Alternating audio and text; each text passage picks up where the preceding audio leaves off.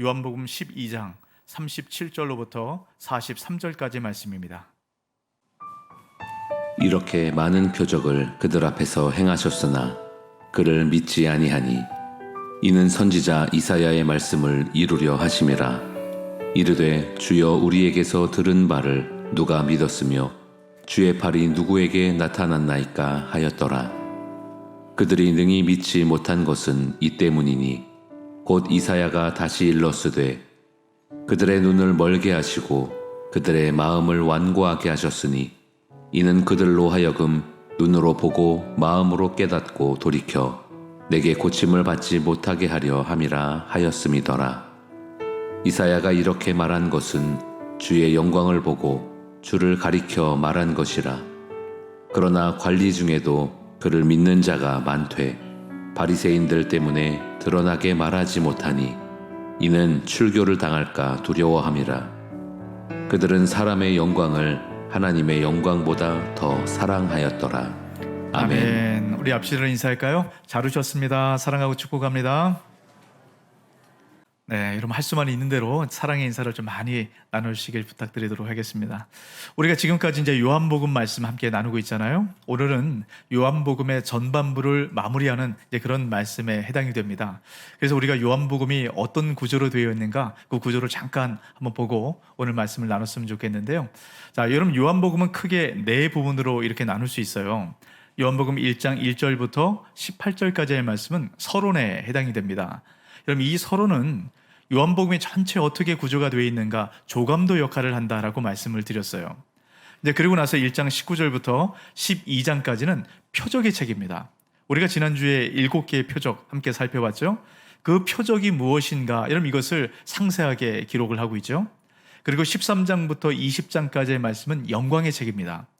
예수님께서 예루살렘에 입성하시고 십자가에 달리시고 부활하시기까지 그 영광의 길을 어떻게 걸어가시는가 그것을 잘 보여주고 있어요. 그리고 마지막 21장은 예수님께서 제자들을 다시 한번 찾아가시는 그런 부록적인 그런 이야기로 기록이 됩니다.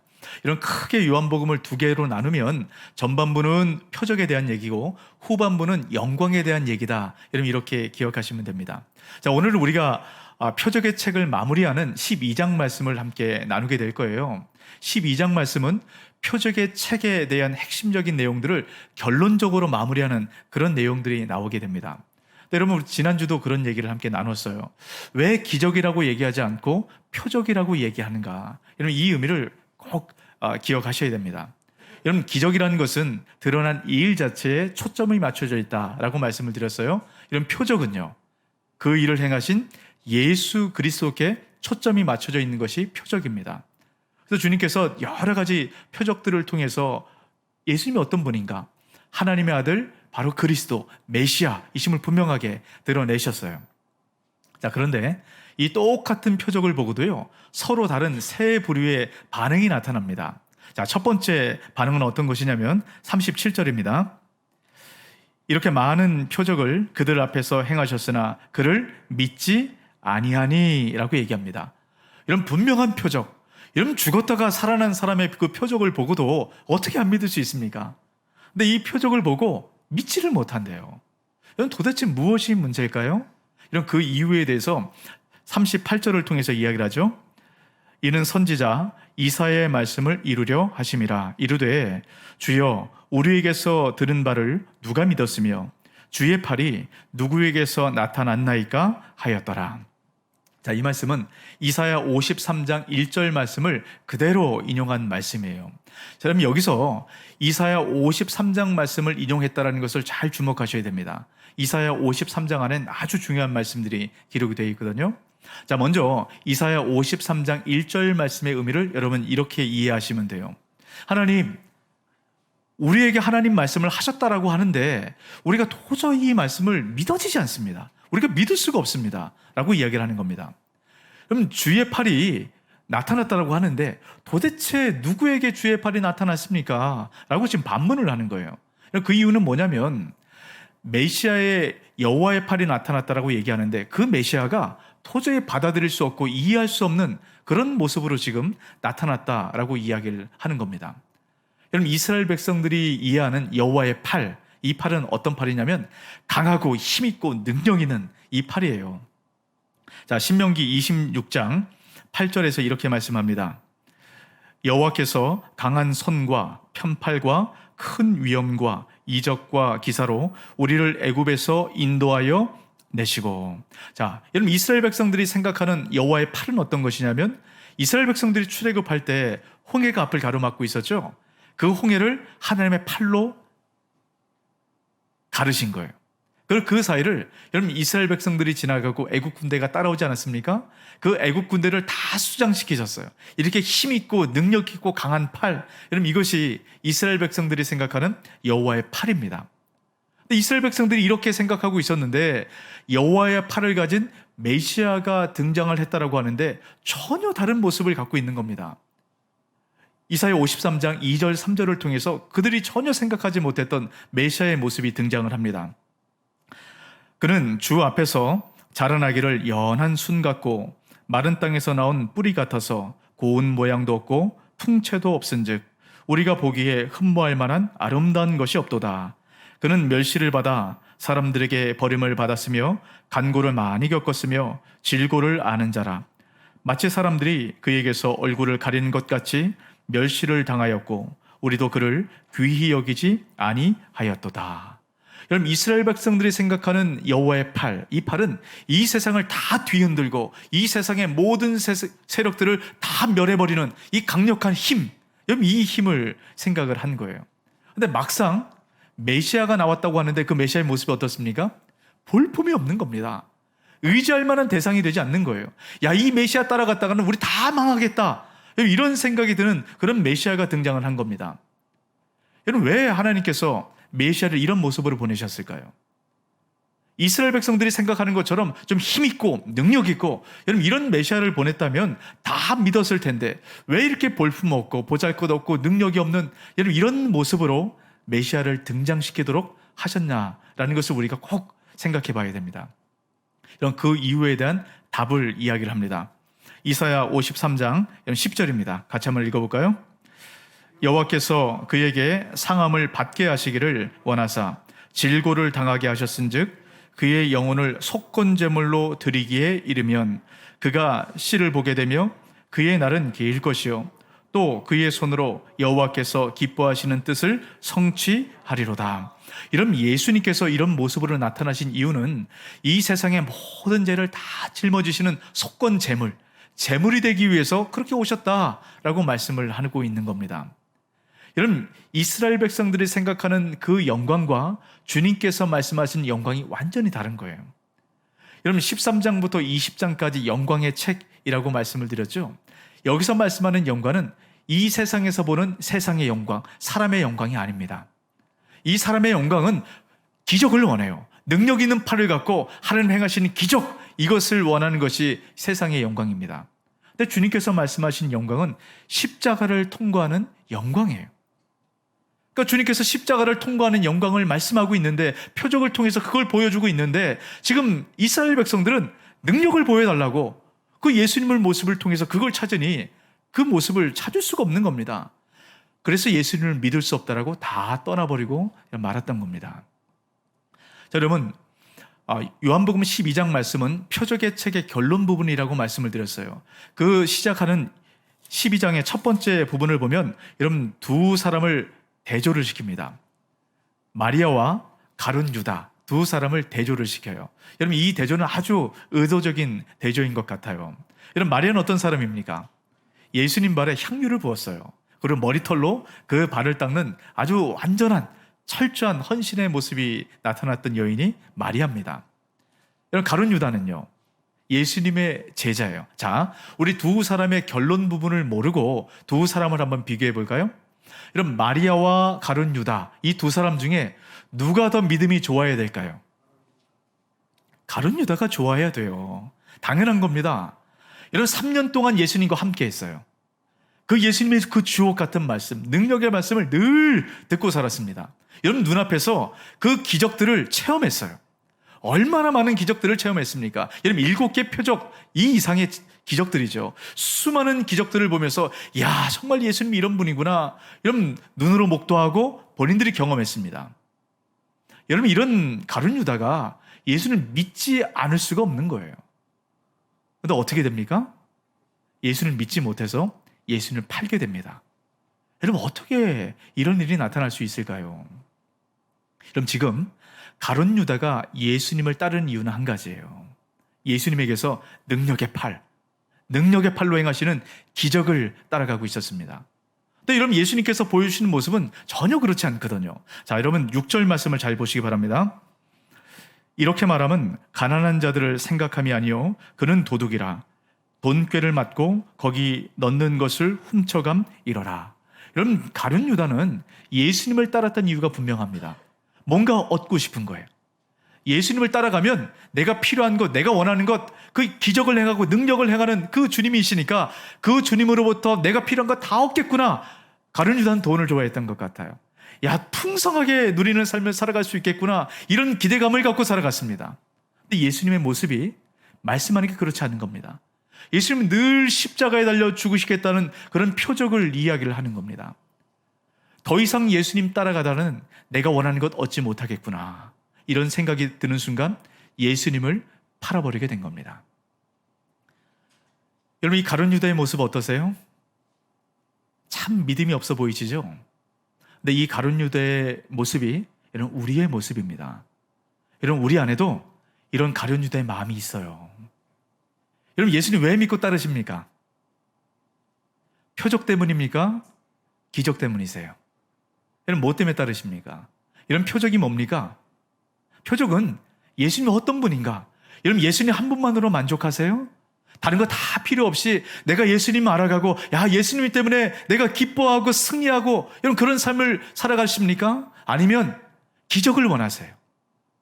예수님도 좋지만 예수님께서 나에게 베풀어 주시는 그 기적, 능력, 형통함, 평안함, 여러분, 이걸 원하십니까?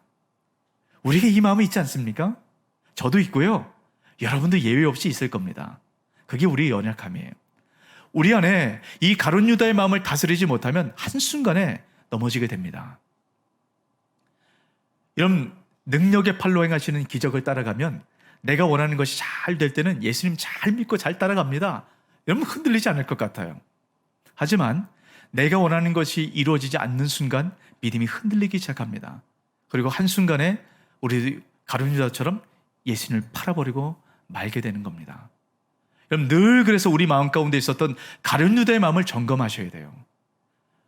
내 안에 올라오는 그 욕심들, 내 기적을 바라는 이 마음들 늘 돌아보시고 여러분, 이 마음들을 다스려야 됩니다. 그럼 도대체 어떻게 이 마음을 다스릴 수 있을까? 자, 오늘 말씀을 가만히 보시면 사도 요한이 왜 표적을 보고도, 분명한 표적을 보고도 믿지 못하는가? 여러분, 이거 우리에게도 해당이 되는 거예요. 우린 날마다 기적을 체험하며 살아간다고 얘기하지 않습니까? 근데 왜 믿지 못하는 것일까요? 여러분, 그 이유에 대해서 추가로 이야기를 한 가지 더 하게 됩니다. 자, 그게 40절 말씀인데요. 자, 같이 한번 읽어볼까요? 그들의 눈을 멀게 하시고 그들의 마음을 완고하게 하셨으니 이는 그들로 하여금 눈으로 보고 마음으로 깨닫고 돌이켜 내게 고침을 받지 못하게 하려 함이라 하였음이더라. 자, 여러분, 이 말씀은 이사야 6장 9절 10절 말씀을 그대로 인용해서 하신 말씀이에요. 자, 여러분, 이 말씀을 잘 한번 보세요. 여러분, 왜 표적을 보고도 믿지 못한다라고 말씀을 합니까? 자, 첫 번째 보면 눈을 멀게 하시고 그들의 마음을 완고하게 하셨기 때문이다 라고 말씀을 하세요. 여러분, 마음이 완고하다, 이 뜻은 둔해졌다라는 뜻입니다. 근데 여러분, 이것을 이 성경에서 말씀하고자 하는 바를 좀 더 잘 살려서 표현하면 이렇게 되는 거예요. 이 마음이 너무 살이 찌고 살이 쪄서 감각이 둔해졌다라는 겁니다. 여러분, 우리가 살이 많이 찌게 되면 둔하잖아요. 마음이 그렇게 살이 많이 찌고 많이 쪄서 감각이 없다라는 거예요. 여러분, 눈이 먼 것도 마찬가지입니다. 눈에 기름이 너무 많이 끼어가지고 앞이 보이지 않을 정도로 그렇게 되었다라는 겁니다. 다시 말하면 마음의 비만, 영적인 비만, 이것이 그 표적을 보고도 받아들일 수 없는 믿음을 가로막는 이 문제를 일으켰다라고 말씀을 하고 있어요. 영적인 비만, 마음의 비만, 여러분, 이것을 성경에선 죄라고 이야기를 합니다. 여러분, 여기서 죄의 본질이 무엇인가를 잘 살펴보셔야 됩니다. 여러분, 우린 죄를 자꾸 도덕적인 것으로 봐요. 성경은 그것을 죄라고 얘기하지 않습니다. 그것은 죄의 결과예요. 그럼 죄의 본질이 무엇일까? 여러분, 이것을 잘 보여주는 것이 창세기 3장 말씀이죠. 최초의 죄가 일어났던 곳입니다. 자, 창세기 3장 1절입니다. 그런데 뱀은 여호와 하나님이 지으신 들짐승 중에 가장 간교하니라. 뱀이 여자에게 물어 이르되 하나님이 참으로 너희에게 동산 모든 나무의 열매를 먹지 말라 하시더냐. 자, 여기에 뱀의 간교함, 사단의 간교함이 잘 묻어나 있어요. 여러분 잘 한번 보세요. 자, 지금 사단이 뭐라고 물어보냐면 동산 모든 나무의 열매를 하나님 먹지 말라고 하시더냐? 라고 물어봤습니다. 여러분 이 말 안에 지금 사단이 하와의 마음 가운데 가라지를 몇 개 뿌려놓은 겁니다. 여러분 이게 어떻게 영향을 미치는지 아세요? 여러분 하나님께서 말씀하신 금지하신 명령이 뭡니까? 자, 3장 3절을 보세요. 동산 중앙에 있는 나무의 열매는 하나님의 말씀에 너희는 먹지도 말고 만지지도 말라. 너희가 죽을까 하노라 하셨느니라. 여러분 하나님 금지하신 게 뭡니까? 동산 중앙에 있는 나무, 그것 하나예요. 자, 그런데 사단이 하와의 마음 가운데 가라리를 살짝 뿌린 순간 지금 어떻게 변질되는가 보세요. 지금 하와의 대답이 뭐라고 얘기합니까? 먹지도 말고 만지지도 말라. 여러분 이 말이 하나가 추가가 됐습니다. 여러분 만지지도 말라. 이 말에서 느껴지는 하와의 마음 여러분 느껴지세요? 하나님을 아주 인색한 분으로 여러분 그렇게 느끼고 있는 거예요. 야, 하나님이 만지지도 말라 그랬어.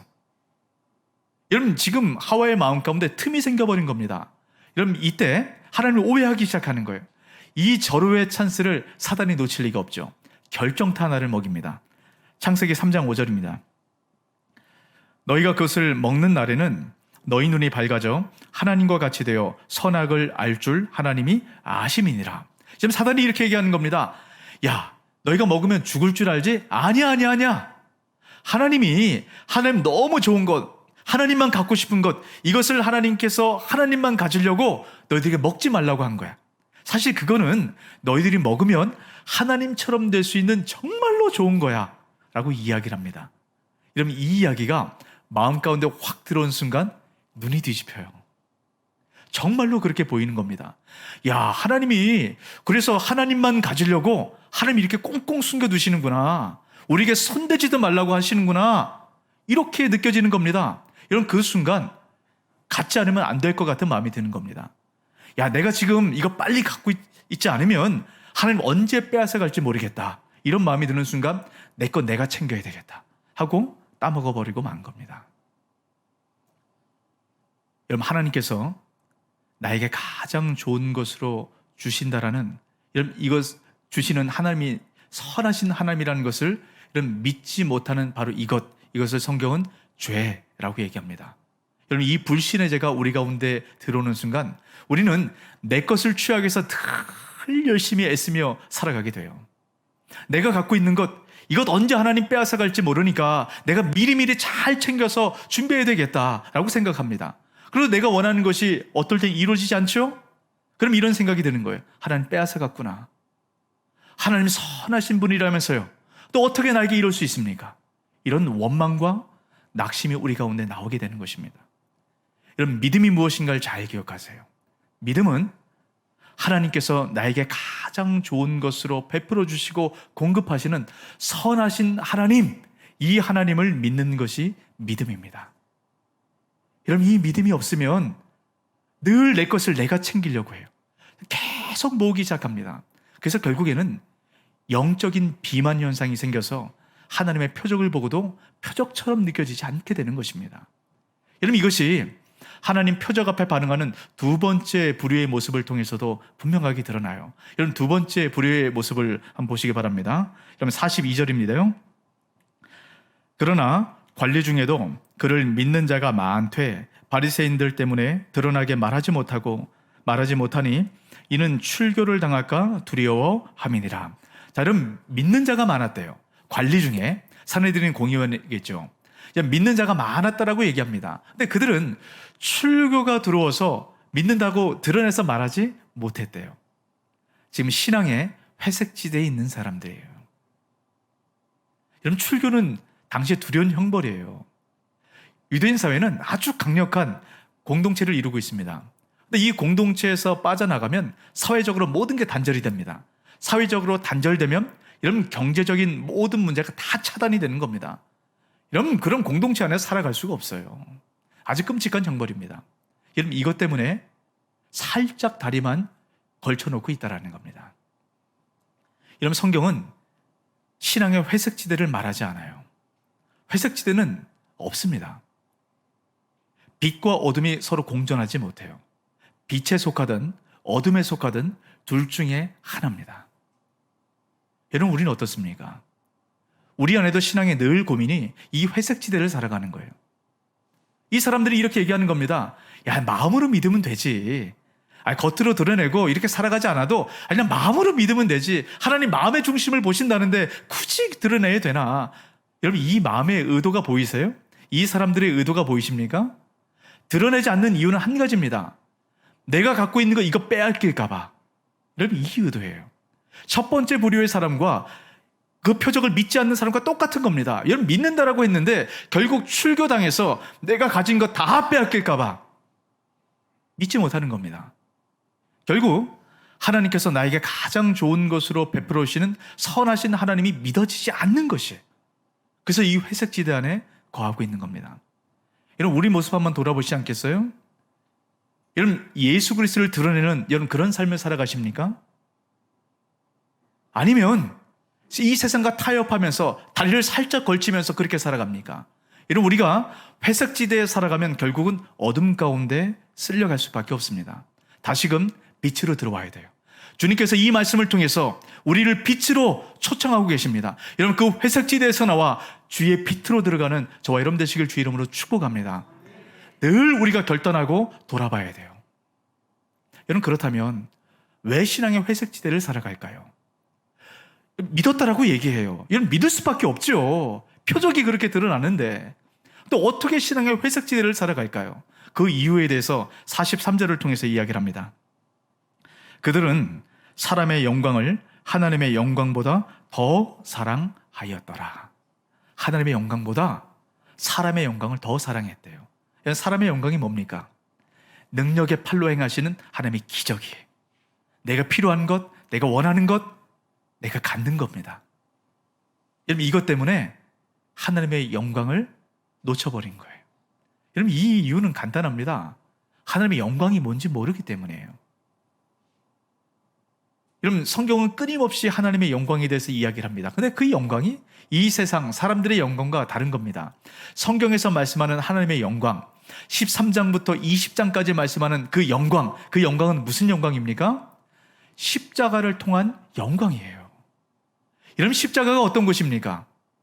과거의 죄, 현재의 죄, 미래의 죄, 모든 죄가 다 쏟아부어지는 것이 여러분 십자가입니다. 예수님께서 그 십자가에서 모든 죄를 다 짊어지셨어요. 죄 그 자체, 죄의 덩어리가 되셔서 결국 죄의 심판을 받아 죽으셨습니다. 여러분 예수님께서 십자가의 죽으심으로 죄로 말미암은 그 모든 문제를 다 해결하셨어요. 죄로 기인한 질병과 우리 고통과 근심과 걱정과 염려들 다 해결하셨습니다. 여러분 이 십자가에서 주님께서 우리에게 보여주신 것이 무엇인지 아십니까? 로마서 5장 8절 말씀 우리 같이 한번 읽습니다. 우리가 아직 죄인 되었을 때 그리스도께서 우리를 위하여 죽으심으로 하나님께서 우리에 대한 자기의 사랑을 확증하셨느니라. 아멘. 여러분 주님의 사랑, 이 사랑을 뭐라고 얘기합니까? 사랑을 받을 만한 여러분 그런 위치에 있을 때, 그런 자격이 있을 때 그 사랑을 베푸셨다라고 말씀합니까? 아니죠. 아직 죄인 되었을 때 주님과 원수가 되고 그 진노로 말미암아 죽을 수밖에 없는 바로 그때 그 사랑을 베풀으셨대요.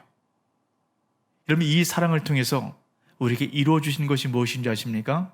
로마서 8장 32절 말씀. 여러분 이 말씀은 꼭 기억하셨으면 좋겠습니다. 같이 한번 읽을까요? 자기 아들을 아끼지 아니하시고 우리 모든 사람을 위하여 내주시니가 어찌 그 아들과 함께 모든 것을 우리에게 주시지 아니하겠느냐.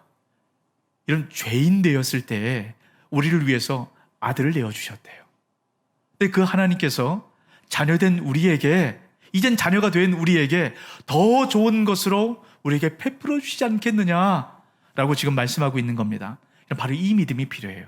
이 믿음이 하나님께서 우리에게 가장 좋은 것으로 베풀어 주시는 선하신 하나님, 이런 것이 바로 이 믿음입니다. 이 믿음이 있어야만 주님께서 내 것을 빼앗아간다라는 이런 이 생각이 사라지는 거예요. 때론 내가 원하는 것이 없어진다 할지라도 주님께서 내게 가장 좋은 것으로 베풀어 주신 그 주님이 믿어지기 때문에 내 힘으로 내 방법으로 아등바등 살아가는 이 일들을 멈추게 된다라는 겁니다. 이런 내 힘으로 내 방법대로 아등바등 살아가는 것, 성경이 이것을 이런 죄라고 말한다는 것을 기억하셔야 돼요. 주님이 믿어질 때, 그 선하신 주님이 믿어질 때 이런 그것을 비로소 멈추게 된다라는 겁니다. 주님께서 이 표적을 통해서 하나님께서 행하시는 일들이 무엇인가를 여러분 계속적으로 보여주는 것 아니겠습니까? 이 믿음을 갖도록, 그래서 이 예수님을 영접하도록, 여러분 이것이 바로 표적에 반응하는 세 번째 부류의 사람들입니다. 저와 여러분 모두가 이 세 번째 부류에 속하시길 주의 이름으로 축복합니다. 이 세 번째 부류 안에 들어가야만, 이런 첫 번째, 두 번째가 아니라 이 세 번째 부류 안에 들어가야만 하나님의 자녀로서 하나님 나라에 들어갈 수 있다라고 말씀을 하세요. 여러분 이 믿음이 무엇인가? 여러분 성경은 아주 중요한 비유 하나를 통해서 우리에게 명확하게 말씀을 합니다. 이런 마태복음 18장 말씀에 보면 주님께서 어린아이의 비유를 통해서 이 믿음이 무엇인가를 말씀을 하세요. 마태복음 18장 3절 말씀입니다. 이르시되 진실로 너에게 이르노니 너희가 돌이켜 어린 아이들과 같이 되지 아니하면 결단코 천국에 들어가지 못하리라. 자, 여러분 어린아이와 같아야 천국에 들어간대요. 이 믿음이 있어야 된다는 겁니다. 그럼 어린아이의 믿음이 도대체 뭘까요? 여러분 어린아이는 아무 죄도 없고 순전한 이런 그런 상태이기 때문에 좀 천국에 들어갈 수 있는 것입니까?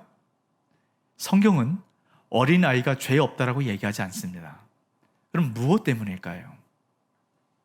어린아이가 갖고 있는 철저한 의존성 때문이에요. 여러분 어린아이 가만히 보세요. 부모가 하는 말을 절대적으로 다 받아들입니다. 부모를 믿어요. 저희 아이가 이제 어렸을 때 이런 보통 부모들이 그런 건 많이 하잖아요. 아이들을 높은 곳에 이렇게 딱 세워놓고 자, 아빠에게 뛰어내려! 라고 이렇게 많이 하지 않습니까? 그러니까 아빠를 믿으라는 겁니다. 처음에 아이들이 머뭇머뭇하죠. 근데 그러다가 한번 팍 뛰어내려요. 아빠가 잘 받아주니까 야, 이제 아빠 믿어도 되겠네 이 생각이 드는 것 같아요. 그러면 높은 곳에 올라갈 때마다 늘 뛰어내리는 겁니다. 제가 어느 날 저희 큰아이가 이제 이건 몇 번 맛을 들였던 것 같아요. 그러니까 높은 곳에 올라갔다가 제가 준비가 되지도 않았는데 갑자기 뛰어내리는 겁니다. 제가 어떻게 했을 것 같으세요? 몸을 던져서 받아냈어요. 괜찮은 아빠죠? 네. 자, 여러분 그런데 지금 아이가 이제 20대가 됐어요. 20대 청년이 돼서 아이가 높은 곳에 올라갔을 때 야, 뛰어내려. 아빠가 받아줄게. 어떻게 할까요? 아빠가 지금 정신없는 소리를 하는구나. 아빠 저리 비키세요. 아빠 다쳐요. 하고 아빠를 비키고 뛰어내릴 겁니다. 이런 왜 그렇습니까? 계산을 해보면 분명히 뛰어내리면 아빠가 받지 못할 거다라는 것을 알게 되는 거죠. 믿음은 계산하는 순간 사라지는 겁니다. 이런 믿음은 계산하는 게 아니에요. 믿음은 철저하게 하나님을 의존하는 겁니다. 여러분 주님께서 어떤 분이라고 말씀하십니까? 주님은 우리에게 가장 좋은 것으로 베풀어 주시는 선하신 하나님이라고 말씀하지 않습니까? 여러분 이게 믿어져야 돼요. 여러분 이게 믿어지기 시작할 때 우리가 계속적으로 내가 모아서 그 영적인 비만을 만들었던 이 문제를 여러분 끊어낼 수 있게 되는 것입니다. 여러분 우리가 살아가면서 많은 근심, 걱정, 염려의 문제들이 있으시죠? 당연한 겁니다. 여러분 이 문제가 왜 어려울까요? 주어지는 상황 때문에? 아닙니다. 이 하나님이 믿어지지 않기 때문이에요. 그래서 우리가 늘 흔들리는 겁니다. 여러분 주님께서 우리에게 가장 좋은 것으로 베풀어 주시는 그 선하신 하나님, 이게 믿어지면 어떤 순간에도 의심하지 않아요. 염려가 되지 않습니다. 당연한 것 아니겠어요? 그 뒤에 주실 건데 뭐하러 염려합니까? 근데 우리 믿음이 이게 믿어지지 않으니까 흔들리게 되는 겁니다. 저희 여러분 다 그래요. 여러분 이 믿음을 어떻게 세워야 될까요? 오늘 설교 제목이 여러분 무엇입니까? 솔라 피데예요. 이것은 종교개혁의 정신을 그대로 담은 얘기입니다. 오직 믿음. 여러분 오직 믿음으로 살아가라라고 말씀하는 겁니다. 여러분 날마다 우리는 이 말씀을 통해서 개혁이 돼야 돼요. 우리 신앙의 개혁이 돼야 됩니다. 날마다 신앙의 종교 개혁이 필요해요. 오직 믿음으로. 이 믿음이 늘 흔들리기 때문 아니겠습니까? 이 흔들리는 믿음을 여러분 우리가 어떻게 붙잡을 수 있을까요? 그 방법은 한 가지예요. 십자가를 통해서 주님께서 우리에게 약속하신 바로 그것. 여러분 그것이 무엇입니까? 로마서 8장 32절에서 말씀하는 것. 그 아들까지도 아끼지 않고 내어주신 그 하나님께서 자녀된 우리에게 가장 좋은 것으로 베풀어 주지 않겠느냐. 이 말씀, 이 약속의 말씀이 믿어져야 됩니다. 여러분 이 십자가를 날마다 묵상하면서 이 십자가의 흔적이 우리 안에 새겨지기 시작할 때 여러분 우리가 흔들리는 믿음을 붙잡을 수 있게 되는 것이에요. 여러분 믿음이 흔들리십니까? 주님이 잘 믿어지지 않으세요? 왜 내 삶 가운데 이런 문제 주십니까? 왜 이런 경제적인 어려움을 하나님이 선하시다면서요? 왜 나에게 허락하십니까? 왜 가정에 이 어려움을 주십니까? 하나님 자녀에게 왜 이런 문제를 주십니까? 이런 문제가 있습니까? 여러분 그럴 때마다 십자가에서 우리를 위해 베풀어 주신 그 사랑, 그 깊은 사랑을 이런 마음 가운데 새기시길 바랍니다. 여러분 그럴 때 비로소 우리가 일어나 그 믿음을 붙들고 살아갈 수 있게 되는 것이에요. 오늘 말씀을 통해서 다시 한번 그 십자가의 큰 사랑을 통해서 견고한 믿음으로 세워지는 저와 여러분 되시길 주의 이름으로 축복합니다. 아멘. 이 말씀 기억하시고 우리 함께 찬양했으면 좋겠습니다.